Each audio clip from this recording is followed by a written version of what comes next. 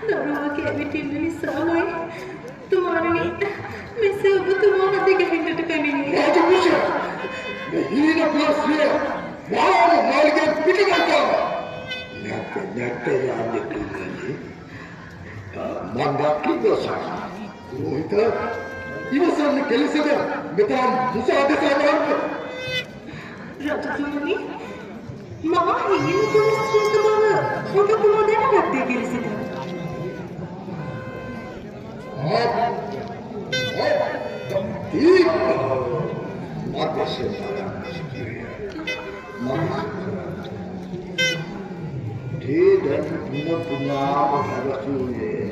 මේ දරුවා අපේ මේ මහපතිතුමා දුන්නා. එසේ කරුණු එසේ නම් ඒ බැව් සනාථ කිරීම සඳහා තිසකුව කිසියම් සාක්ෂියක් තිබෙද? එසේ තුමාණනි. එසේ නම් දැන් චිත්ත අවස්ථාව තියෙනවා මේ රාජ සභාව ඉදිරියේ ඒ බැව් සනාථ මේ තීරණ තුමාණනි එම අවස්ථාවේමයි රජතුමා මේ රණවතුව මට ලබා දුන්නේ. දැරියක් ලද මෙය විකුණා ඇය පෝෂණය කරව. පුතෙකුණා නිසි වයසේදී මා කරා රැගෙන ඉවයි පැවසුවා. මේ රණවතුවද මාගේ නෙවෙයි. මේ උමුතුවෙන්ද මාපොන්ද.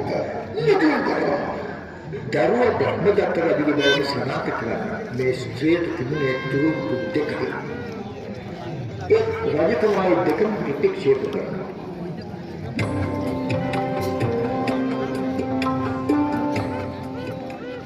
මෙම දතුම්පල් තොරණ ඉදිකිරීමේදී එහි සංවිධාන ගමන්වලට ශක්තියක් ලබා දෙන සුවිශේෂී අනුග්‍රාහක ආයතන පිළිබඳව සිහිපත් කිරීම උතුම් පින්කටයුත්තක්සේ සලකා ඊට අවස්ථාව ලබා දෙනවස් තොරණ නරඹන ඔබේ අවසරයේද සමගින් මන්ද ඉසිංගුවක් ලබා ගන්න. වාසනා බේකර්ස් සුපර් ෆැෂන් කොරියන් ස්පා ශ්‍රීලංක වෙළඳ ආයතනය නගීර සුපර් සෙන්ටර් ගයාන් ටෙක්ස් අමරසිංහ බුලත් වෝමසාර Ratna Super, Anuga Optical, Lakshan Shutters, Apsara Super, Vilanda Vyaparika, Sunanda Pranam.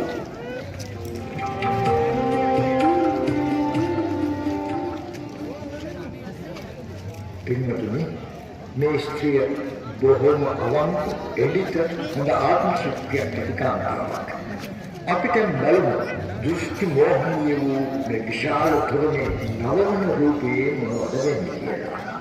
ස්ත්‍රිය මේ කරුණ සනාථ කිරීමට තවත් සාක්ෂියක් ඔබට තිබෙනවා. තවත් එක් කරුණක් පමණයි මාවට ඉතිරි නැත්තේ පුරවතුමනි. මගේ අවංකකම සනාථ කිරීමට සත්‍යග්‍රහණය කිරීම පමණයි.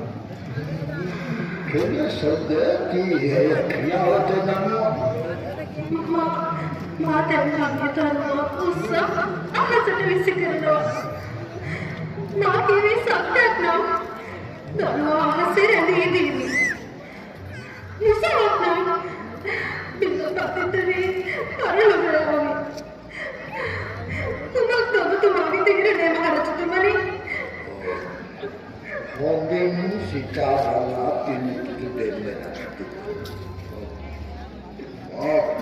නිවැරදි. සිය ඒ ක්‍රියාවතම දැන් අපි දහවන රූපරාමයෙන් විස්තර වන දේ පද්‍ය රචනයකින් අසා දැනගමු පින්වත පින්වතිය.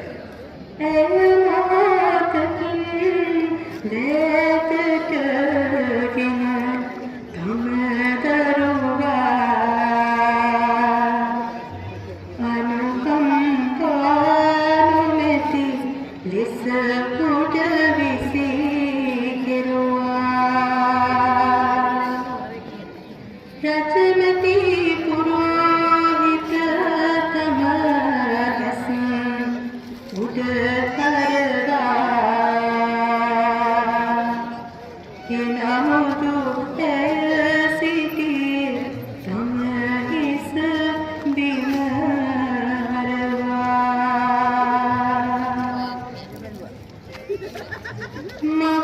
මහපුදුමයකි සැනේකින්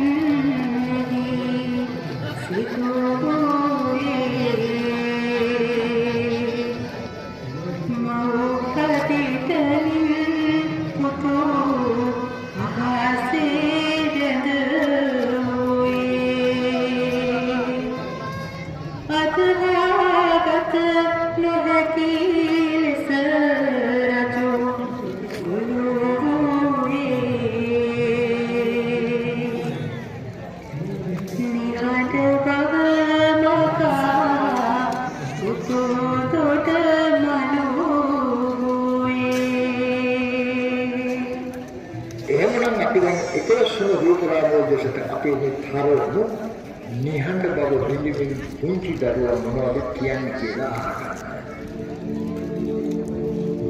පියාණෙනි, මම නුඹවහන්සේගේ ආත්මගත මෙන්ම සහජාත පුත්‍රයාය. ජන ප්‍රධාන වූ නුඹවහන්සේ මා රක්ෂා කොට බදාළ මැනව. ඇත්සේනා, අශ්වසේනා, ගුණ වූ මනුෂ්‍යයන් සේම කිසිදු හරයක් නැති සත්වන්ද රක්ෂා කරන නුඹවහන්සේ ස්වකීය පුත්‍ර වූ මා රක්ෂා නොකරන්නේ මන්ද? සිද්ධියේ ඇති මායාන්දන ඉවත් කොට සම්මා සතියට එළඹ කෙවුණු ඒ අතීතයේ මෙනෙහි කළමද? එවිට ඔබට ස්වකීය පුත්‍රයා ගැන මතකය ආවර්ජනය කළ හැකියි.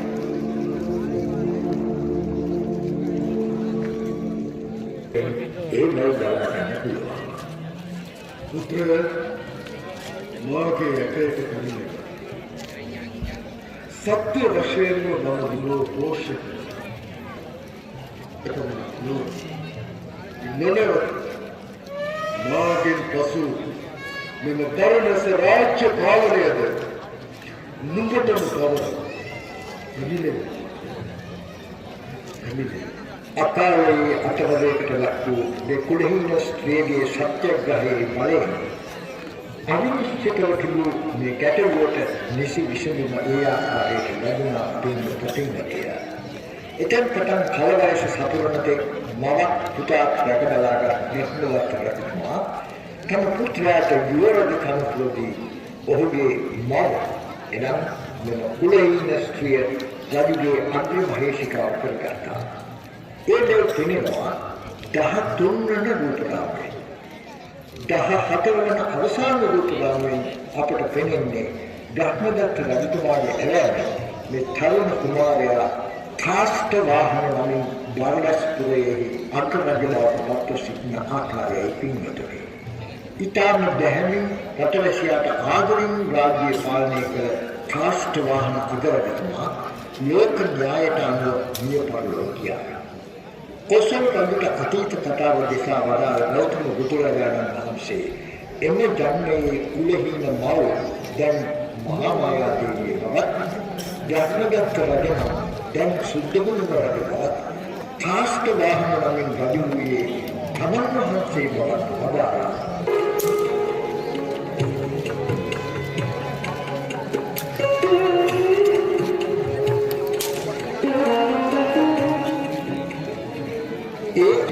පානදුර පොදු වෙනද කළ බෞද්ධ සමිතිය මෙම 2026 වසරේ බෞද්ධ දිවි